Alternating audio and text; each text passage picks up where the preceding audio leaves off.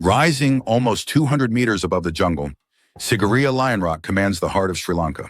Its silent stone faces conceal a royal story of ambition and ingenuity, echoing across the centuries. In the 5th century, King Datusna ruled Anuradhapura. Of his sons, Moggallana was the rightful heir. Kashyapa, born of a lesser consort, craved the throne. With the general Megara's aid, Kashyapa seized power. Legend tells of betrayal, a father entombed alive, a brother escaping into exile, swearing to return. Driven by guilt and fear, Kashyapa abandoned the ancient capital, fixing his gaze on Sigiriya's lonely height. Here he envisioned a sanctuary and a show of strength. Engineers and artisans shaped terraces into the rock. At its base, gardens and shimmering pools bloomed from dry earth. The ascent was flanked by colossal lion's paws, guarding the path to his palace in the clouds. Sigiriya became a marvel of artistry and defense, where water danced through hidden channels and frescoes of celestial maidens gazed down from the rock's western face. Yet for all its beauty, unease lingered. Kashyapa had built both a masterpiece and a prison, ever watchful for his brother's return. Today, Sigiriya remains a testament to boundless vision and the shadows cast by power. Morning light sweeps across Sigiriya's western face, revealing a hidden gallery high above the forest canopy. Sheltered from the elements, the ancient frescoes emerge, vivid figures painted over 15 centuries ago, their colors still luminous after generations. Artists of King Kashyapa's court braved dizzying heights to create this open-air masterpiece, brushing ochre, jade, and crimson onto the stone.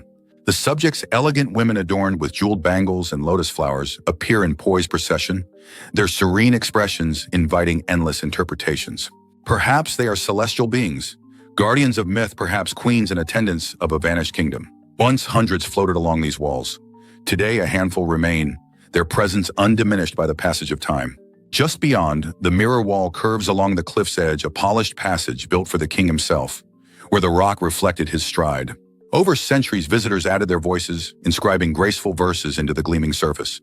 Their poetry, preserved in early Sinhala script, celebrates the beauty of the painted maidens and reveals glimpses of longing, admiration, and wonder. These inscriptions, some dating to the 6th century, form one of the earliest chronicles of Sinhala literature.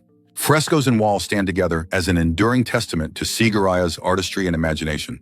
The colors, the words, and the stone itself echo the grandeur and mystery of a palace suspended between earth and sky. As dawn filters through the jungle canopy, Sigiriya stands above the mist, a monument to vision and ambition.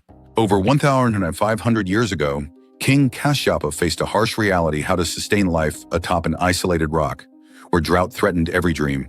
The answer lay in water, captured and controlled with brilliance. Engineers carved vast reservoirs at the base, storing monsoon rains for the dry months ahead.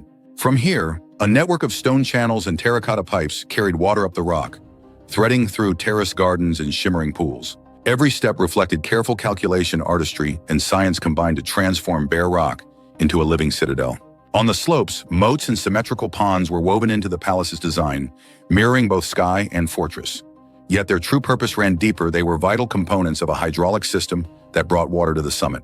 At the very top, a royal pool carved from stone still holds rainwater, a silent testament to ancient mastery. Even now, when rains arrive, fountains spring to life, their jets fed by the original underground pipes. Sigiriya's water system endures, unchanged in principle since the days of Kashyapa. Here, power, beauty, and survival were inseparable. The genius of Sigiriya's makers lives on stone and water, forever intertwined, sustaining a palace in the sky. 495 CE. The dawn breaks over Sigiriya, painting the ancient rock fortress in bands of golden shadow. On the summit, King Kashyapa surveys the battlefield below his palace in the sky, standing as both shield and statement.